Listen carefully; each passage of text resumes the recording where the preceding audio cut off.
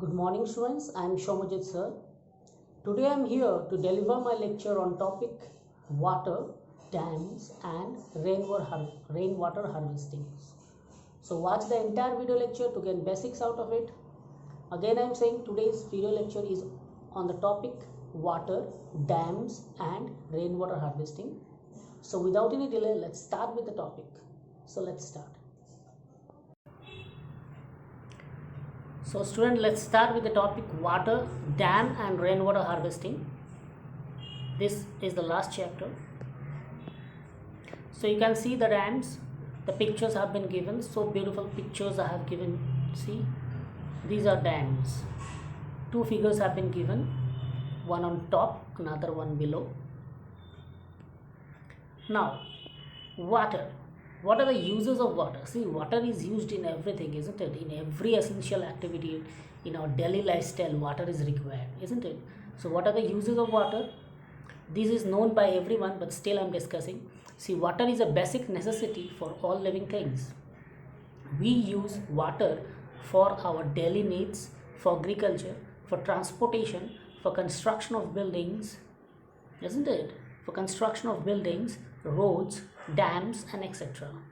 Water is a natural habitat for aquatic organisms. Human activities are affecting the availability of water and causing pollution of water bodies. All right. So you can see we know that there is a water pollution also. So human beings are responsible for polluting the water, isn't it? So we'll study about rainwater harvesting also, how we have to conserve water, isn't it? In hilly areas where waters are less, so how we can conserve, we can store, we'll come to that. Now next is dams. So what are the advantages of dams? You can see, first it is used for irrigation of crops, it is used for producing electricity, it is used for supplying waters to towns and cities and to control flood, isn't it? These are the advantages of dams. Now what are the disadvantages of dams? First, there are three major disadvantages we face or people face while constructing a dam. First one is a social problem, second one is an economic problem, and third one is an environmental problem. Now, social problem means it displaces a large number of people who have to be rehabilitated, right? Social people, that means human beings staying out there, if they don't give the plot, isn't it? If they don't give the land, or if they don't agree to build up a dam, then the constructor and the government faces a lot of social problems. Next is the economic problem. Economic problem is if government is means if the people in the locality want to make a dam, isn't it? And they ask for the government to build up, and if the government doesn't have money, isn't it? So they face economic problems. It is expensive and uses a huge amount of public money, isn't it? And third one is the environmental problem. Like it causes deforestation, loss of biodiversity. Wherever dams are built, isn't it? The trees has to be cut down, so it leads to deforestation as well as the loss of. So if there is a deforestation, there is also a loss of biodiversity, isn't it? And if the place is not good, isn't it? Then for construction of dam, if it is a sandy soil, isn't it? Then the construction of dam will not be a suitable method, isn't it? So three major problems that people face. One is the social problem, another is economic problem, another is environmental problem. Next, what is water harvesting or rainwater harvesting? As I have said earlier, like in hilly areas where water is less, isn't it? They have to buy water and drink. So they have to store the rainwater, isn't it? So in the syntax, in the rooftop, they have numerous syntax, isn't it? Numerous tank. So where they collect the rainwater, and this rainwater can be used for unnecessary activities like washing clothes, isn't it? Washing the home, then flowering tops, isn't it? We can the washing dishes, taking bath and all, we can boil and use that, isn't it? Except for drinking purposes. So drinking purposes, the water can be bought. In many areas the rainwater is also drinked, isn't it? They boil it and then drink it. So we have to conserve the rainwater. So rainwater harvesting is a collecting and storing of rainwater for future use.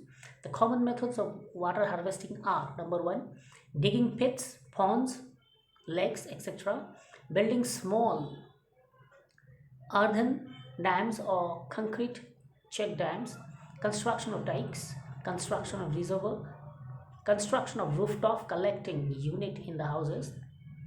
So this is what the rainwater harvesting is. And what are the advantages of underground water? The advantages of underground water is, number one, it does not evaporate easily, it spreads out and recharges well, it provides moisture for irrigation of crops, it does not get polluted easily, it does not provide breeding ground for mosquitoes and houseflies. So you can see these are the different methods of rainwater harvesting. You can see in a pond or lake they are, or in the cemented lake, they have made tank type where they can store. The main motive is to store water. How they store, you see the diagrams are given, isn't it? As well as a tank and all, isn't it? So you can see rainwater harvesting. You can see the diagram has been given, how the rooftop water is being used and from where it is being collected and all. Clear? Now one more topic is coal and petroleum, isn't it? We know these are natural, these are fossil fuels, isn't it? Fossil fuels are coal, petroleum and natural gases. So if we don't use these fossil fuels, coal and petroleum, wisely, then the future generation will not have it, isn't it? So we have to conserve the energy. We have to minimize the use of it, isn't it? So you can see coal and petroleum are fossil fuels formed by the decomposition of dead plants and animals inside the earth after several millions of years. They are non-renewable sources of energy. Petroleum reserves may last for about 40 years and coal reserves may last for about 200 years. Coal and petroleum contain carbon, hydrogen, nitrogen and sulfur. When they are burnt, they release carbon dioxide and oxides of nitrogen and sulfur. Carbon dioxide is a greenhouse gas which causes global warming. Oxides of nitrogen and sulfur combines with moisture in the air and produces acid rain. So you can see certain steps I have given. These are certain steps to reduce the consumption of coal and petroleum. As I have said, these are fossil fuels and they take a lot of time to generate it, isn't it, under the soil. So we have to conserve it, we have to use it wisely so that it can be stored for the future generation. So number one is, we have to switch off the lights, fans, television and other electrical appliances when not needed.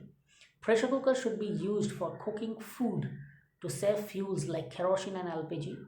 Fuel efficient engines of motor vehicles should be designed to reduce the consumption of petroleum and diesels.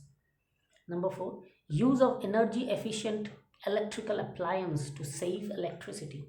This can be done by using compact fluorescence lamp like CFL. If you use, the electricity bill come less and it consumes less electricity. And fluorescent tube lights instead of traditional filament type electric bulb, isn't it? We don't use the bulb but instead use the LED bulb and CFL, so that the energy, there's a less consumption in energy and you can save electricity. Public transport system like local bus and train service in the city should be improved so that people do not use their personal vehicles. This will save a lot of petrol and diesel. All right, if most people are having their own bikes, own car, isn't it, then it will consume a lot of petrol and diesel. But instead, if many people move by the public transport like train, buses and local buses and all, then the coal and petroleum like petrol and diesels will be conserved for the future uses. Now acid rain formation, you can see sulfur dioxide and nitrogen dioxide, this forms acid rain formation.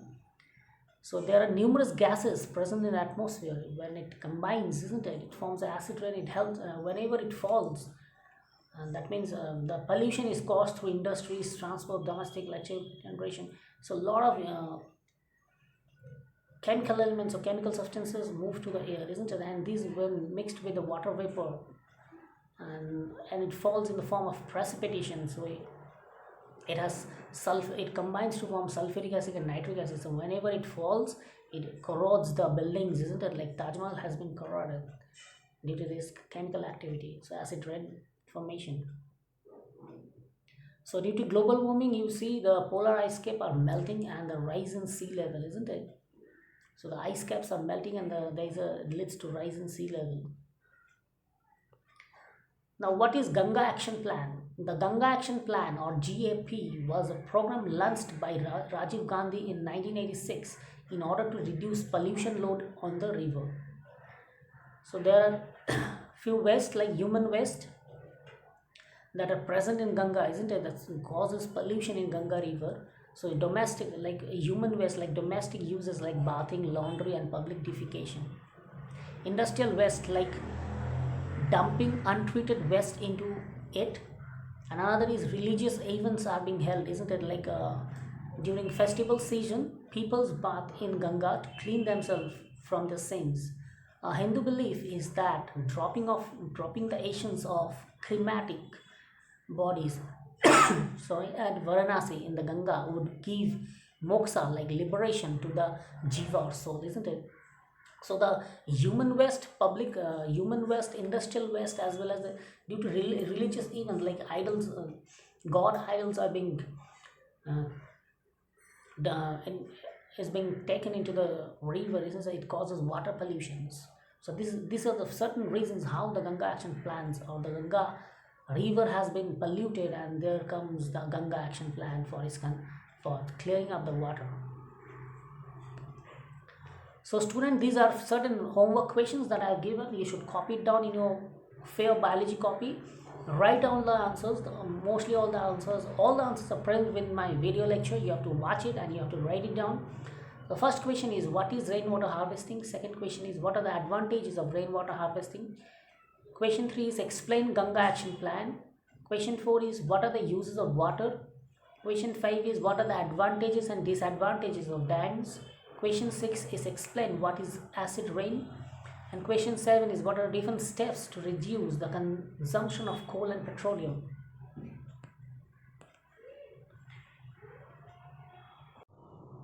Thank you student. This is all about today's video lecture. Here I have discussed about dam, rainwater harvesting and water. So watch the entire video lecture to get basics out of it. So stay at home, stay safe, and I am Shomajit sir signing off for today, and again we'll meet in the next class. Thank you students.